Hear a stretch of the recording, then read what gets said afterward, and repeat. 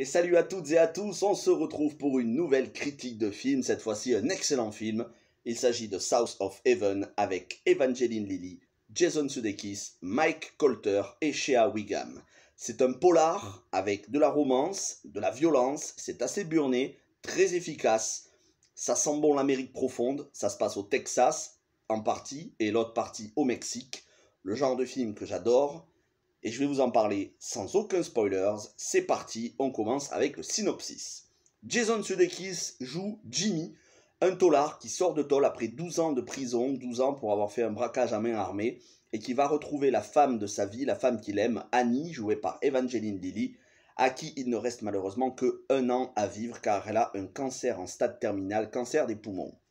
Il va essayer d'exaucer les souhaits, de rattraper le temps perdu et de la rendre heureuse en l'épousant et en passant un maximum de temps avec elle. Mais tout ne va pas se passer comme prévu parce qu'on est dans un polar qui est assez haletant et même très violent à certains moments.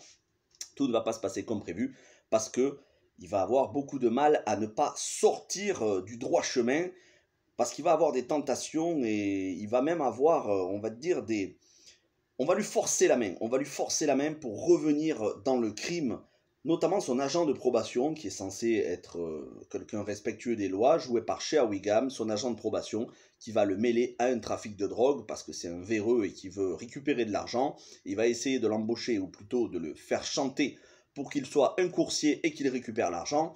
Mais en plus de ça, il va avoir, donc Jason Sudeikis, Jimmy Ray dans le film, va avoir un accident de voiture, il va faucher quelqu'un qui va couper en deux, et cette personne, elle bossait pour un chef mafieux joué par Mike Colter, et cette personne, elle transportait 500 000 $, et ce chef mafieux, il va vouloir retrouver son demi-million de dollars, et Jason Sudeikis n'a absolument aucune idée, donc voilà, il est fourré dans le pétrin, il va devoir s'en sortir avec tous ces éléments-là, sans replonger, sans avoir de nouveau des problèmes avec la justice, parce que sinon il repartirait en tôle, et sa femme mourrait sans qu'il la voie. Tout ça donne lieu à un film qui est excellent, rythmé d'une main de maître, très bien écrit, des dialogues à certains moments qui sont profonds, une relation touchante entre Jason Sudeikis et Evangeline Lilly, une grande interprétation, et donc c'est parti, je vous fais le détail des points positifs. Alors comme je vous disais, le scénario est très bien écrit, parce que déjà, il traite un sujet profond qui avait déjà été traité, dont j'en ai parlé sur la chaîne avec Impardonnable avec Sandra Bullock, à savoir la réinsertion des prisonniers une fois qu'ils sortent de prison. En l'occurrence, ici, c'est au Texas. Et le Texas, c'est un État qui ne fait pas de cadeaux. Hein, c'est encore un des derniers États qui pratique la peine de mort aux États-Unis, si je ne me trompe pas. Donc, la réinsertion des prisonniers et le fait que dans ces États, il y a pas mal de criminalité et il y a aussi beaucoup de trafic de drogue. Et donc, les prisonniers, les criminels, les anciens criminels qui sortent de prison sont très souvent tentés de se faire de l'argent facile. Donc, on a toute cette thématique de ne pas s'éloigner, de rester dans le droit chemin malgré les tentations pour quelqu'un qui sort de prison et qui a du mal à se réinsérer. Heureusement pour lui, il a une femme qu'il aime réellement et qui est vraiment droite dans ses bottes. Et il y a aussi donc ce thème de la fin de vie, puisque elle va avoir pas mal de dialogues avec lui profonds sur le fait qu'elle va mourir, elle se prépare à mourir, elle en parle sans aucun tabou, mais elle a aussi des sautes d'humeur sur sa santé, dues justement au traitement. Alors, une Evangeline Lilly qui est époustouflante, mais je vais y revenir dans quelques instants, ça fait partie des gros points forts de l'interprétation.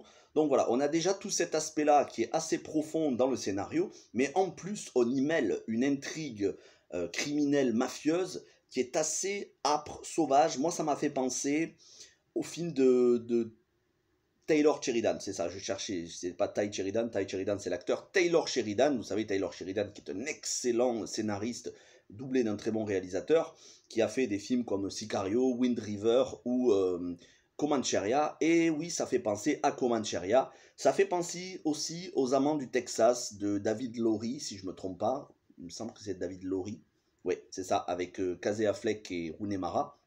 Donc on est voilà, dans ce genre de polar, dans l'Amérique profonde, avec un couple à la Bonnie and Clyde, mais moins violent, hein, puisque bon, c'est pas des criminels dans l'âme. C'est Jason Sudeikis, c'est pas un criminel dans l'âme qui est tenté par la violence. Non, c'est quelqu'un qui a fait une bêtise lorsqu'il était plus jeune, et maintenant il veut vraiment rester calme, ne pas faire de vagues.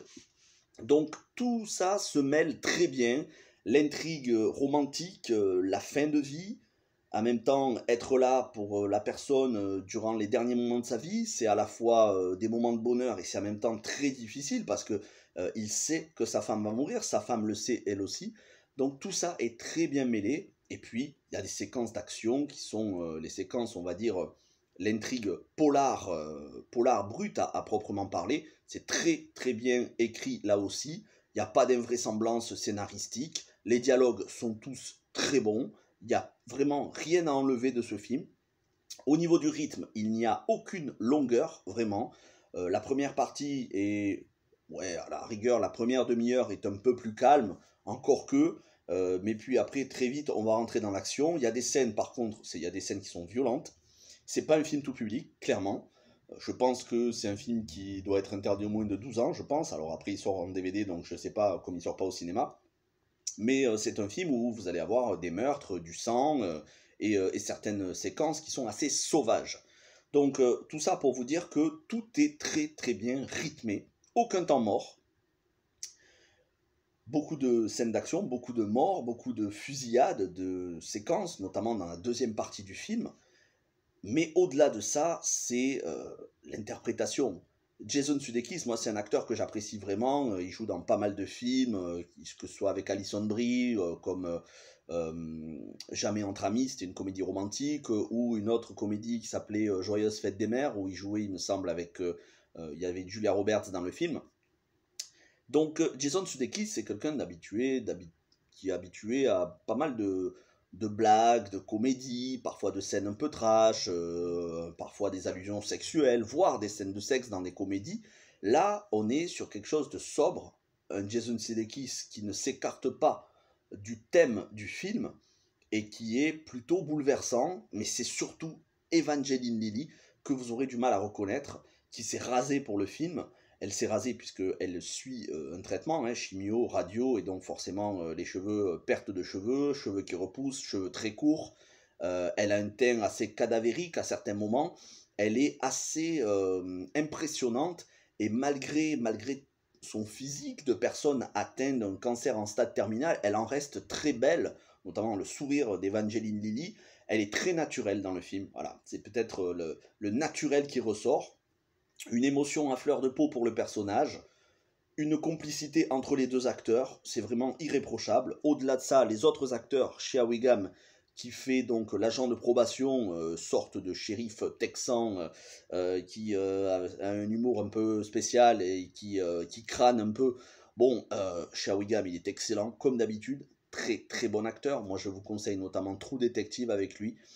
Il avait un rôle, je crois, dans la saison 1, Shea Wiggum, que vous avez pu voir dans Kong Skull Island, et tellement d'autres films. J'ai pas toute sa filmo en tête, mais c'est un très très bon acteur américain. Mike Colter, que vous connaissez pour Luke Cage de Marvel Netflix, qui là joue le rôle d'un parrain mafieux. Lui aussi est très bon. Il y a certaines scènes qui sont assez profondes entre lui et d'autres personnages dans certains dialogues. Je vous en dis pas plus, c'est une critique sans spoilers. La musique accompagne très bien. On est sur une musique certes basique, mais il y a des chansons qui reflètent un petit peu une ambiance américaine. Comme je vous dis souvent, de l'Amérique profonde, c'est-à-dire c'est pas l'Amérique des strass et des paillettes de Los Angeles, de Miami ou de New York. Non, on est dans quelque chose, vous allez avoir des paysages qui sont certes parfois crades, des maisons qui sont pas forcément luxueuses, des champs.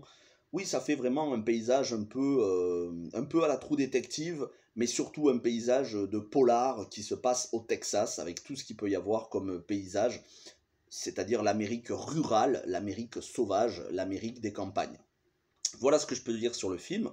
Le film a été récompensé de plusieurs récompenses au AFIN, International Film Festival. Alors je ne sais pas quel est le titre français de ce festival, le Festival international du film, mais il a eu plusieurs récompenses, notamment pour Jason Sudeikis et plusieurs nominations aussi.